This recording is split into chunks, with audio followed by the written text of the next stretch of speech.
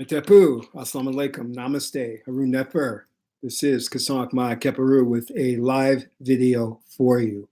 And in this video, I want to talk about how one of the most successful films in history, the Avengers Endgame, needs diversity. But before I do that, I want you guys to hit the like button on this video. And if this is your first time to my channel, welcome. Hit the subscribe button to get notifications on when I go live or upload recorded videos. And consider being a Patreon supporter.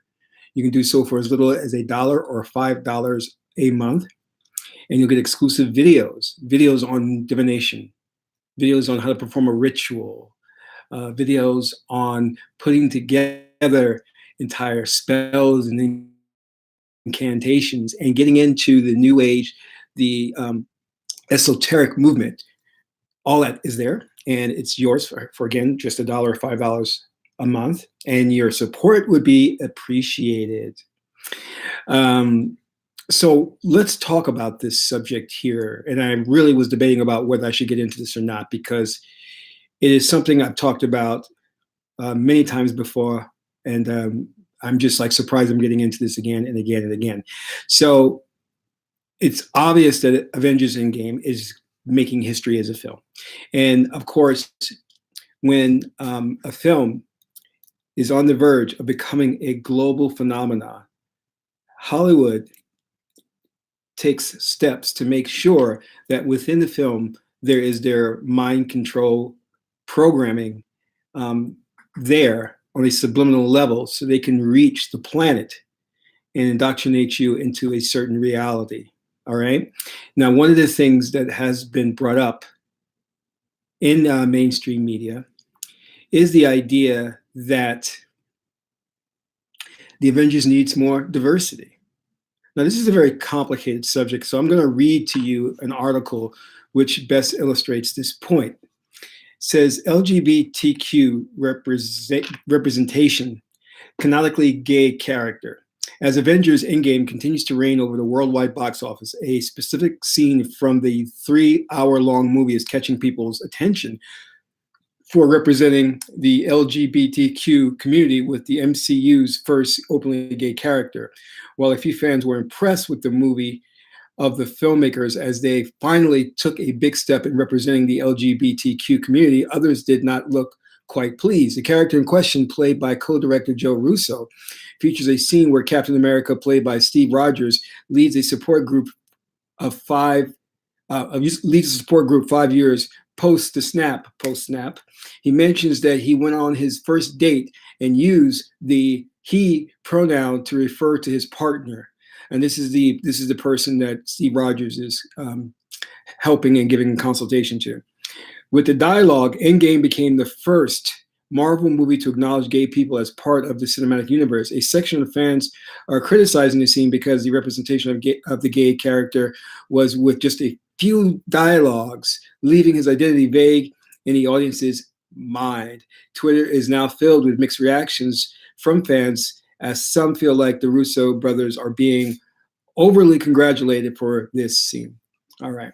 Now, I want you to understand something. I'm going to say this before I get into this. This is not an indictment or support for anybody's lifestyle. I don't really care what you do behind closed doors. All right, that's your thing. And me, I do some freaky stuff. So, no, I'm kidding. But that's on you. So I am not here to be a judge of your lifestyle and what you do. But what I want to say to you is this. We have seen time and time again how the ruling elite plays groups off of one another. The idea of diversity has come to only mean a small segment or small group, and it has effectively marginalized a massive group of people that have historically been victims, okay, that have historically been victims. This small, minute group has co-opted the idea of diversity. Let us look at Brie Larson. Brie Larson is a white woman. She is one of the most protected women, or let me just say, white women are some of the most protected class in the country. I'm not saying that's bad. Now, get it straight. I'm just laying out the facts to you. I'm just presenting the facts. White women are the most protected group in the country. All right. Now, Brie Larson is walking around. Oh, in case you don't know who Brie Larson is, she is Captain Marvel, which used to be played by a male actor, a white guy, which originally was played by an African American woman as Captain Marvel. All right, so we can go back in history. But what I'm trying to say here is that there is this supposedly outcry in Hollywood that films need to be more inclusive, they need to be more diverse, and this is supposedly coming from the social justice warriors. All right, the SJWs are saying that why can't we have an openly gay superhero character? And it looks like Captain Marvel, being played by Brie Larson, will be a lesbian or gay character. And that is aside from this cameo appearance by the Russo brothers in this role of the gay character. And speaking about that quick scene by Joe Russo, I watched the Avengers Endgame and I almost missed that. I didn't realize the guy who was talking about his lover was actually referring to a man. I had to actually really think back and say, oh, he did say the pronoun he. All right. Now, why is this a big thing? Why is this a big issue? Hey, I am all for diversity. I think that's a great thing. And if there's this outcry that Hollywood films need to be more diverse, especially multi-billion-dollar franchises like the Avengers, I'm with that. But you have to see the manipulation of what's going on, which traces back to the Hegelian dialectic. When you look at who's funding this and who are these so-called SJWs, who are the ones calling out saying there needs to be more diversity? It is not those who have been disenfranchised. It is not those who have been marginalized. It is not those who have been historically lynched, who have been historically enslaved in this country and who've been denied rights. It is not them at all, because the term diversity has been co-opted by a group that does not need representation or need anyone to cry for diversity. Brie Larson is running around Hollywood getting paid $6 million a picture, talking about, she doesn't need a white guy to tell her what she should like in a film, which is an incredibly racist and stupid statement coming from her. But the point of the matter is, if she was sincere and genuine about wanting more diversity, then why doesn't she just step down from playing Captain Marvel and hand that to an African American woman? Why does she do that? And actually, that would be correct historically, going by the comic books, which it was Captain Marvel was really originally played by an African American woman. But the point is that Hollywood is not sincere in its efforts of diversity because their agenda is more clandestine, is more subversive. And we have to understand that. I want you to understand something very clear, that Hollywood is an entity, or it is a company which is under the umbrella of a bigger company. And that company is under the umbrella of another bigger company that you will not ever see or know. And Hollywood takes its orders from certain special interest groups that dictate to Hollywood that this is what they are going to be about in terms of cultural dynamics, in terms of politics. And if Hollywood does not play along, then the financing through the major banks, and this is going to other bigger people who I can't mention, will cut off Hollywood's funding and will shut it down. If Hollywood was really serious, or if the Russo brothers were very serious about diversity, they would look at the characters that they have and they would be ashamed of themselves. If you look at Don Cheadle playing War Machine, he's Tony Stark's bitch. He is not a character that's independent. He didn't create his iron suit. He's not intelligent. He doesn't have autonomy. If it wasn't for Tony Stark, War Machine would not be on screen. Chad Boseman playing Black Panther. That character, I'm not going to even go into, has been so emasculated, and he's been put around these women warriors to where they're doing more of the work than he is. I'm not going to go into that right now. Anthony Mackie playing Falcon. He again, who is Falcon? Falcon is Captain America's bitch. I'm being real with you.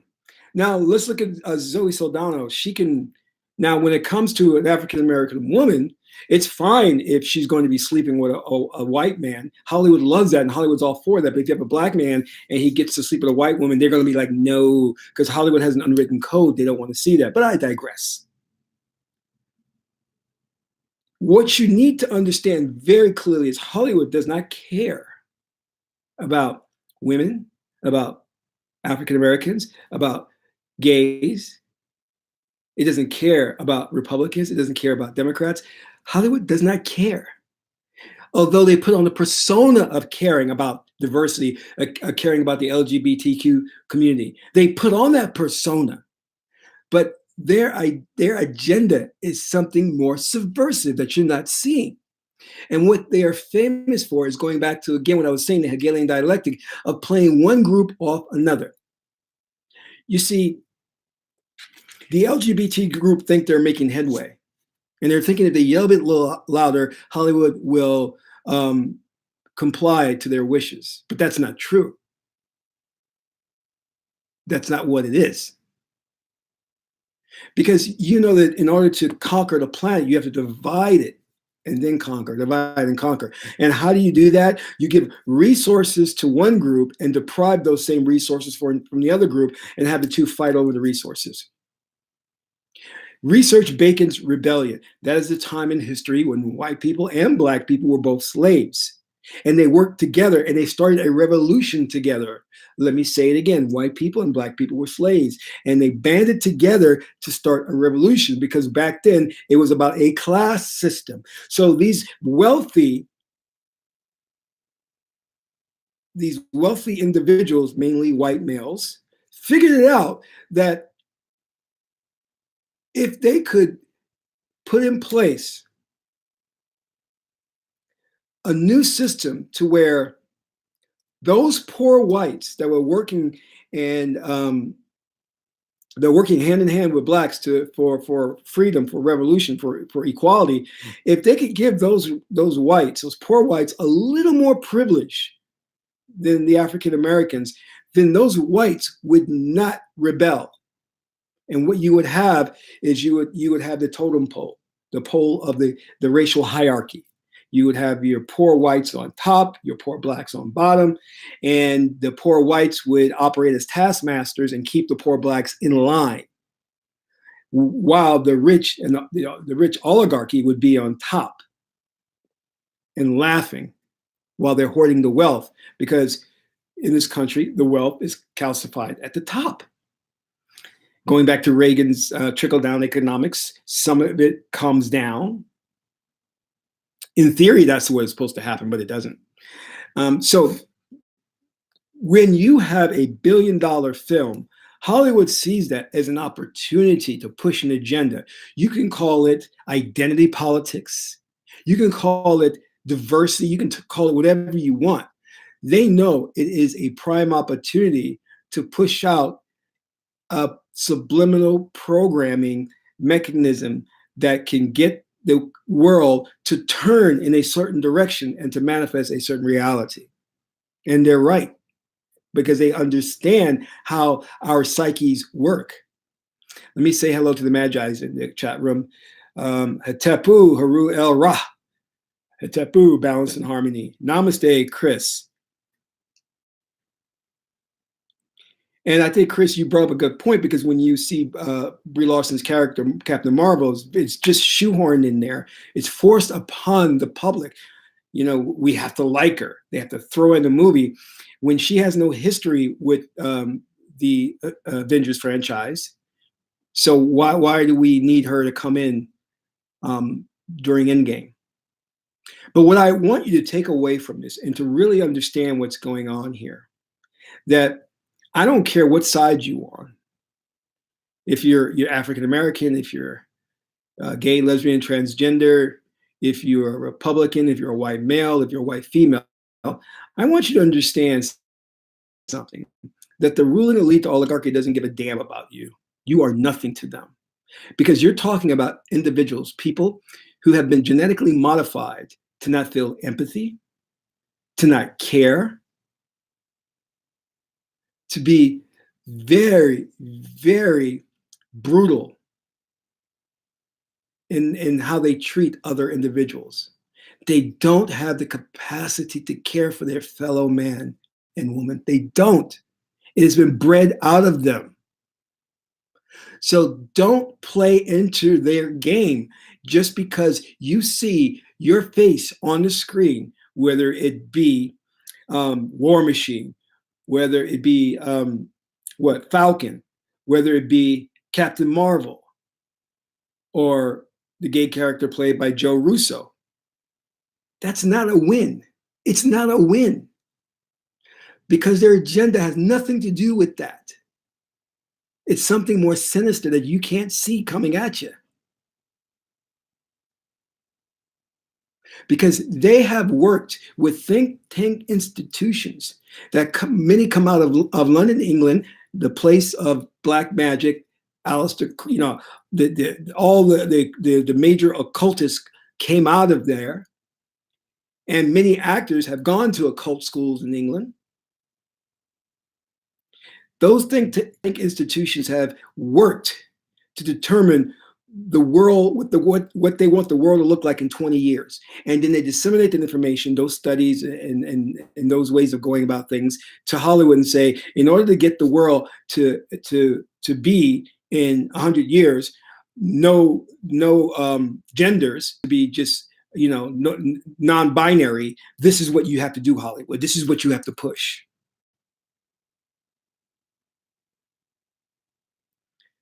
So what I'm saying to you is, the idea of Sebek, the deity Sebek, who labels, defines, and separates, let us not get caught up in that.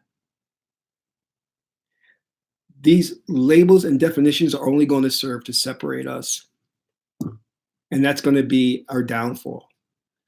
The only way you can win this is by us banding together, seeing the real agenda that they have, and not falling for it, and not buying into it, and not drinking the Kool-Aid.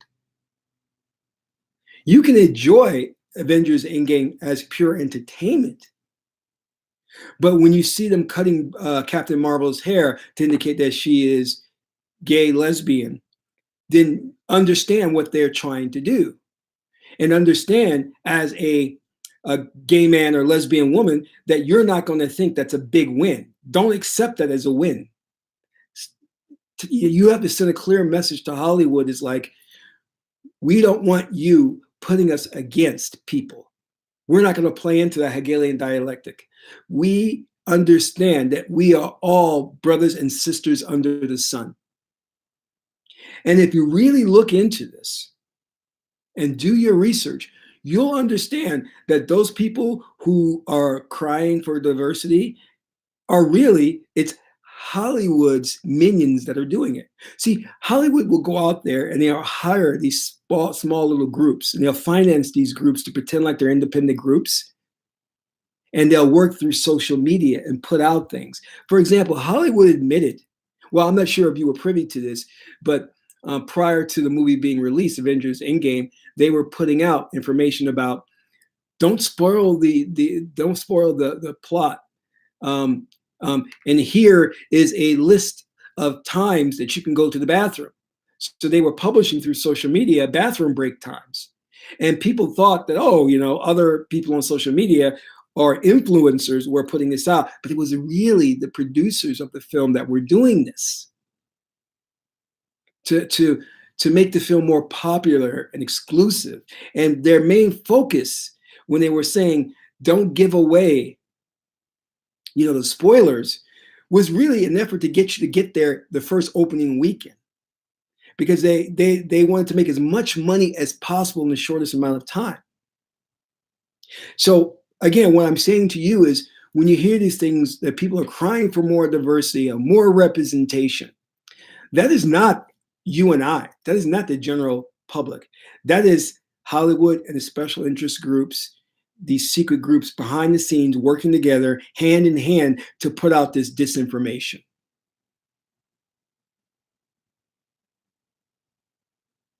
I'm not standing up there saying Captain America needs to be played by an African American or a Latino.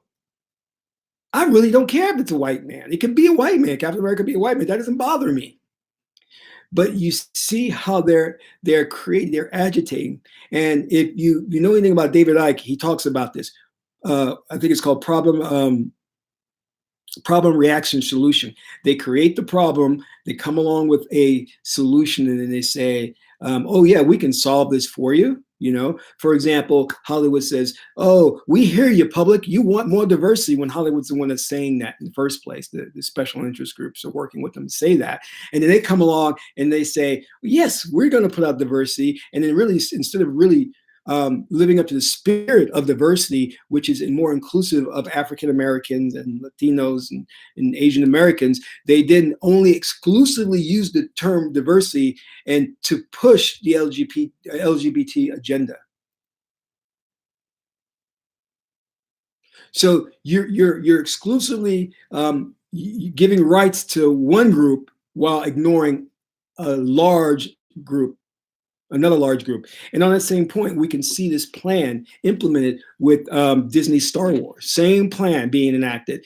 In the film, it's supposed to be diversity, but what do you have? You have Rey, who's a Mary Sue. She can do anything. She's powerful. She's all this. And Finn, this guy who's a nincompoop, who's the butt of jokes, you know, who's a imperial garbage scout, who deserted the empire. We think because he's played by an African American male that is really good representation to have a character like that. And then they hint at a love story between him and Rey, and they never fulfill that because, again, they don't want an African American male to hook up with a white female. They don't want to ever see that. But again, the white male, the James Bond and Captain Kirk syndrome can screw every color on the face of the planet and the universe, you know.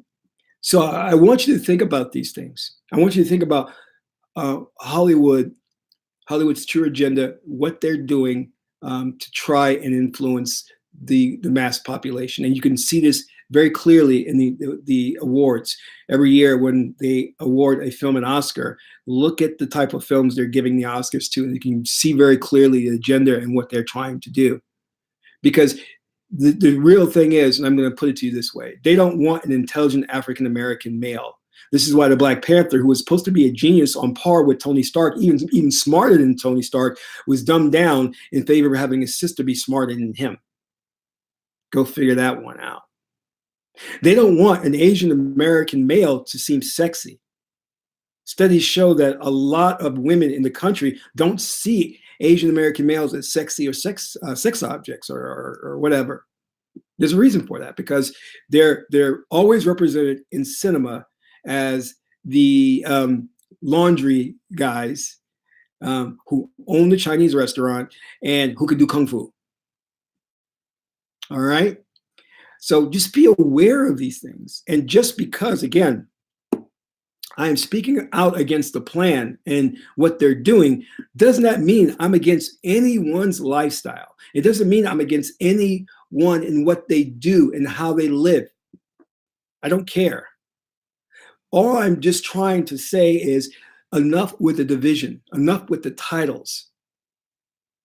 Let's look at what happened with Bacon's Rebellion and not repeat that same mistake where we allowed the ruling elite, the oligarchy, to give one group privilege over another and create the hierarchy, the racial totem pole.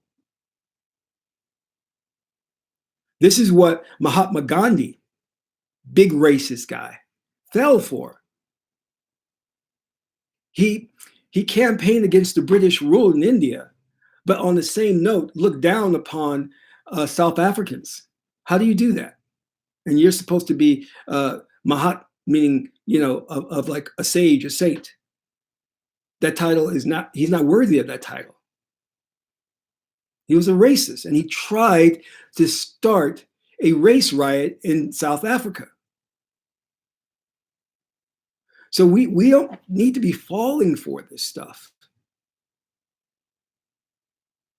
And I don't know about you, but it's very clear now, and and and I say this, that the agenda, along with putting groups against each other, it's very clear that they want to dumb down the representation of white males in the cinema in favor of elevating white females, to create their gender war, of course, and to create animosity and infighting among white women and white men.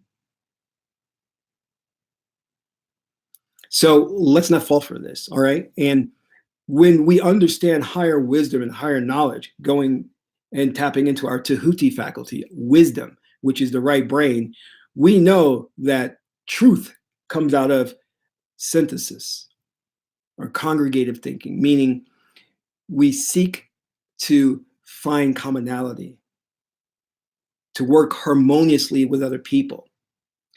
We know that this world is currently ruled by not Ma'at, the goddess Ma'at, but Sebek, cleverness, cunning, the idea of separation, seeing that there's an outside world, the outside world is against you, not realizing that we all are one consciousness, not separate, one consciousness.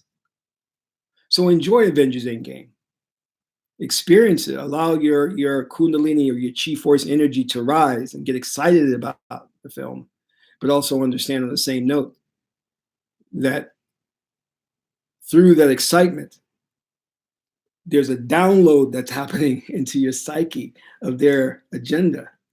They're downloading this stuff on a subliminal level, and you may not be consciously aware of what they're doing. I mean, in that scene where Joe Russo played the gay man talking about missing his lover, I didn't know that. It passed so quickly, and I consciously wasn't aware of it, but subconsciously, I'm sure it recorded into my psyche. And I'll say this also. If they're really for that type of diversity, that agenda, then do it. Don't pepper it through the film. Don't put little things here and there. Just go all out and be honest and admit your agenda. Do it and be proud of it and leave it be. But they have to sneak it in because they know they don't want to give away what they're really trying to do. Do you understand? This is why when they got the opportunity to spend, what was it, $4 billion for George Lucas's Star Wars, they jumped at it and totally screwed it up because they went too hardcore with the message, with the agenda, and the audiences reacted in an unfavorable way. So Avengers learned that they have to slowly indoctrinate people into the idea of what they want. So be aware of it. Their greatest weapon is to divide us.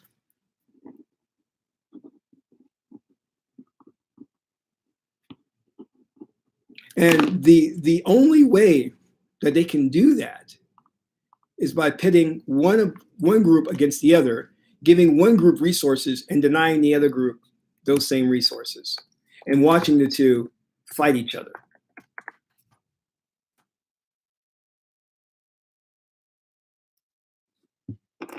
Now, again, as I said, it is the classic problem, reaction, solution, the Hegelian dialectic. They created the problem, then come along and pretend like they will save us from the problem because they see that they've created dissentment. And now they come along with the solution as if they're our saviors. And they have made a public statement about this. They said that the MCU moving forward into the future is going to be diverse. Now understand code words. That diverse means we're going to pit one group against the other. It's not talking about, hey, African American males, you've been misrepresented in films. Your character has been vilified. We're going to correct that. It doesn't mean that. Hey, Asian Americans, we understand that you have not been portrayed correctly in cinema. In fact, historically, we've used white males to portray Asian Americans, and that was wrong. We're going to correct that. Nope, it doesn't mean that.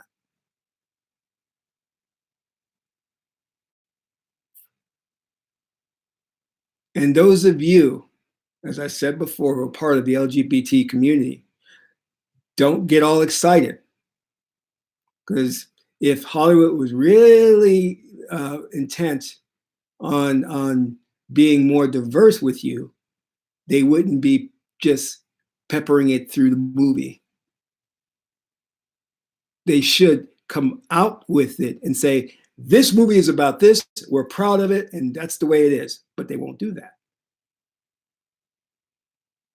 So, my beloved, I hope this message finds you in good health. I hope this message resonates with you to understand that we all need each other. We all need to work with each other.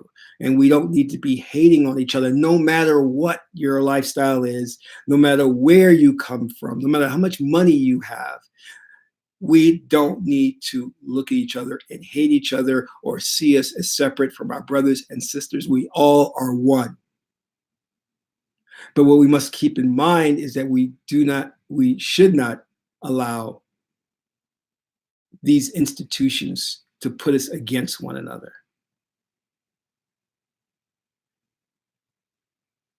So this has been Kasank Ma'at Keperu, son of Ma'at and Tahuti. My aunt is a beautiful goddess Heheru, goddess of love and harmony. Until my next video or live broadcasts, I bid you goodbye. Amun Ra.